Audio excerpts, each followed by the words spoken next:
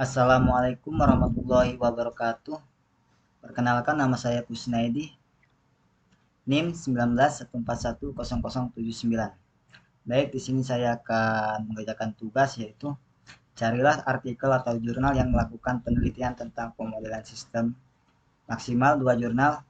Buatlah video penjelasan mengenai isi jurnal tersebut. Penjelasan terkait dengan judul jurnal, permasalahan, rumusan, tujuan, manfaat, metode penelitian, metode pengembangan jika ada, serta hasil penilaian. Baik, di sini saya akan mempresentasikan dengan judul yang saya kerjakan. Judul jurnal 1, pemodelan sistem data terdistribusi untuk mengintegrasikan data akademik dan keuangan. Baik, di sini saya akan menjelaskan tentang jurnal tersebut. Data merupakan suatu yang sangat penting, khususnya untuk kebutuhan sebuah perusahaan atau organisasi, di mana dari data tersebut bisa menghasilkan suatu informasi yang bermanfaat bagi perusahaan atau organisasi tersebut sebagai bahan untuk pengembangan maupun untuk bahan analisis data sebagai dasar untuk pengambilan keputusan. Rumusan permasalahan. Penerapan sistem terdistribusi dipilih karena memiliki kemampuan penyebaran informasi dan pembagian sumber daya yang efektif, luas, efisien, serta memiliki banyak macam teknologi. Sistem basis data terdistribusi merupakan suatu bentuk arsitektur sistem di mana data-data yang berdiri secara otonom dapat saling bertukar informasi dan bagian resource tanpa memperdulikan lokasi di mana data tersebut berada dan platform yang digunakan. Dengan adanya keunggulan data terdistribusi tersebut, maka dalam penelitian akan dibuat sebuah pemodelan data untuk mengintegrasikan data yang memiliki beberapa platform yang berbeda. Tujuan dalam pemodelan sistem ini adalah sistem integrasi data dapat disimpulkan bahwa data dapat diintegrasikan dengan baik. Dengan pendekatan objek, dapat dihasilkan sebuah model sistem integrasi data dengan menghasilkan desain sistem berupa use case diagram, activity diagram, sequence diagram, dan class diagram. Untuk kedepannya, sistem ini bisa dikembangkan untuk sistem keuangan yang meliputi akuntansi, sehingga akan didapatkan sebuah sistem informasi yang lengkap dalam sebuah organisasi pendidikan. Manfaatnya apa? Manfaatnya yaitu bekerja secara efektif, efisien, objektif. Sistem ini bermanfaat bagi perusahaan atau organisasi tersebut sebagai bahan untuk pengembangan maupun untuk bahan analisis data sebagai dasar untuk pengambilan keputusan. Metode penelitian. Dalam penelitian ini, untuk membuat pemodelan sistem data terdistribusi akan menggunakan pendekatan secara objek untuk membuat kebutuhan sistem sebagai subjek untuk membuat pemodelan sistem data terdistribusi akan menggunakan sistem informasi yang bergerak dalam dunia pendidikan yang meliputi data keuangan dan data akademik dari masing-masing kantor cabang, di mana dalam pendekatan secara objek ini akan menggunakan beberapa diagram yang digunakan dalam Unified Modeling Language atau UML. UML sendiri adalah bahasa pemodelan yang standar untuk lingkungan berorientasi objek yang berisi notasi-notasi grafis yang relatif sudah dilakukan atau open standar.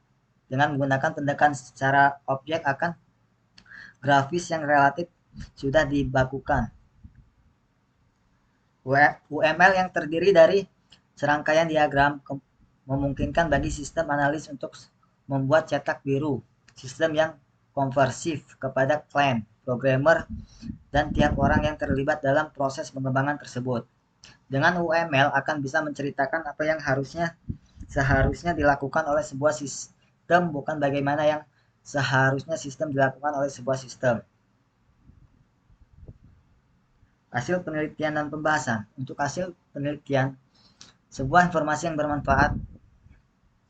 Untuk menghasilkan sebuah informasi yang bermanfaat diperlukan beberapa langkah, yaitu langkah input data, pengolahan data, dan akhir yang menghasilkan sebuah informasi yang disajikan dalam laporan-laporan yang diperlukan.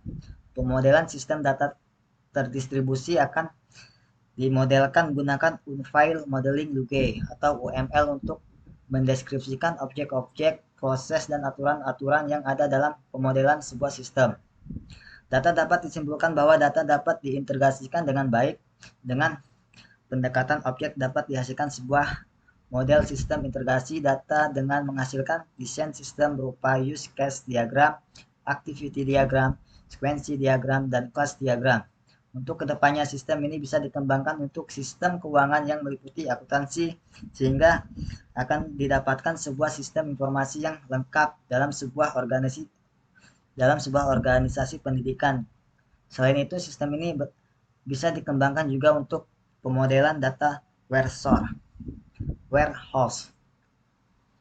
Baik, itulah penjelasan dari judul jurnal saya yang pertama, yaitu dengan berjudul Pemodelan Sistem Data Terdistribusi untuk Mengintegrasikan Data Akademik dan Keuangan.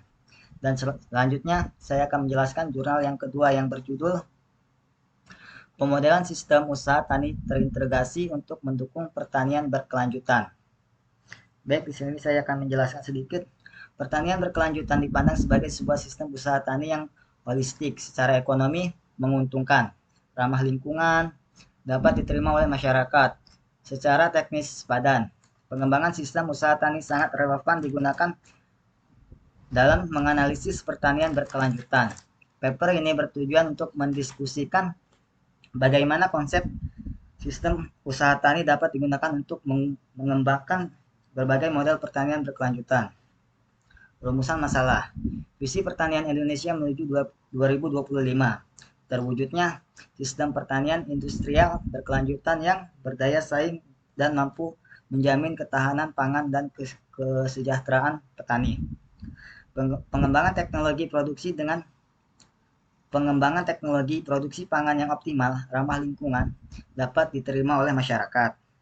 Sesuai dengan budaya setempat, akan sangat berguna untuk membantu tercapainya pertanian berkelanjutan sesuai visi pertanian tersebut. Tujuan dalam pemodelan sistem ini yaitu bertujuan dari penelitian ini untuk mengembangkan model solusi optimal untuk produksi dengan teknologi sistem pertanian terpadu Simantri untuk mendukung pertanian berkelanjutan di Bali. Data primer dengan metode survei terhadap 20 petani Simantri 068 di Buleleng Kabupaten dan data sekunder dari sumber yang sesuai digunakan untuk menentukan parameter model untuk mengarahkan petani melakukan proses produksi tanam dan ternak secara efisien sehingga komoditas yang dihasilkan mampu berdaya saing global, meningkatkan ketahanan pangan karena adanya peningkatan produktivitas tanaman dan ternak, serta meningkatkan kesejahteraan petani jika fungsi tujuan dari optimasi tersebut adalah memaksimalkan pendapatan usaha tani. Manfaatnya apa? Manfaatnya dari pertanian berkelanjutan sendiri jika diperhatikan sangat banyak. Setidaknya ada beberapa manfaat utama pertanian berkelanjutan. Yang pertama yaitu produksi hasil pertanian yang stabil sepanjang tahun. Yang kedua dapat mencegah terjadinya kerusakan lingkungan. Dan yang ketiga keuntungan ekonomis berupa penghematan biaya. Yang keempat, hasil produk pertanian lebih sehat dan kelestarian ekologi tetap terjaga. Metode penelitian diambil secara sensus, yaitu semua anggota kelompok tani pelaksana Simantri 068 yang berjumlah 20 orang, pengamatan, pengambilan sampel tanah, dan analisis tanah di laboratorium juga dilakukan untuk mengetahui karakteristik lahan, data survei usaha tani dari sampel petani dan data sekunder dari berbagai sumber digunakan untuk menspesifikasi parameter yang dibutuhkan dalam programasi linear. Data dianalisis menggunakan pendekatan LP dengan bantuan software. Hasil penelitian dan pembahasan Simantri 068 secara potensial dapat berkelanjutan karena telah memenuhi kriteria. Yang pertama, secara ekonomi menguntungkan. Yang kedua, ramah lingkungan karena penggunaan input luar rendah dan tingkat erosi yang ditimbulkan dari penyelenggaraan usaha tani itu sangat ringan. Yang ketiga, secara sosial telah diterima dan dioperasikan secara efisien oleh petani. Yang keempat, semantri merupakan teknologi tepat guna karena mudah diterapkan dan meningkatkan pendapatan usaha tani.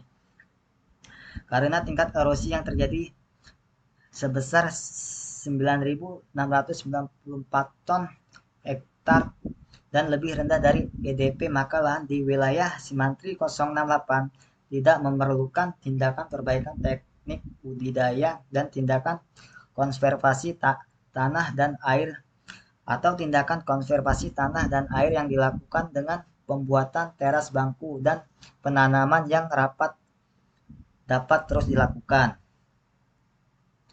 Baik, terima kasih. Sekian dari saya. Kurang dan lebihnya saya minta maaf. Wassalamualaikum warahmatullahi wabarakatuh.